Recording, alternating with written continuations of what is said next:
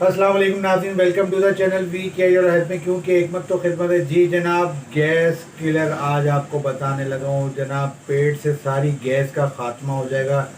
जो मैदे पे बोझ की कैफियत रहती है या जिन लोगों को फैटी लिवर रहता है और उनकी लेफ़्ट साइड पे जो है कहते हैं दर्द रहता है, उस गैस का दिमाग पे चढ़ती है जिन लोगों की गैस, उन लोगों का। और जनाब, जहाँ जहाँ सीएनजी की पंप की गैस वो वाली ख़त्म ना हो, आपके पेट से गैस ख़त्म हो, तो गैस किलर जो है आज आपको पाउडर बताने लगा हूँ। फटाफट घर पे तैयार करें। सिर्फ 4 चीज़ें। 30 ग्राम कलौंजी लेनी है। 30 ग्राम आपने लेना है जनाब, अल्लाह भला करे, अजवाइन देसी। और 50 ग्राम खुश्क पुदीना और 50 ग्राम जंजबील पाउडर बनाएं।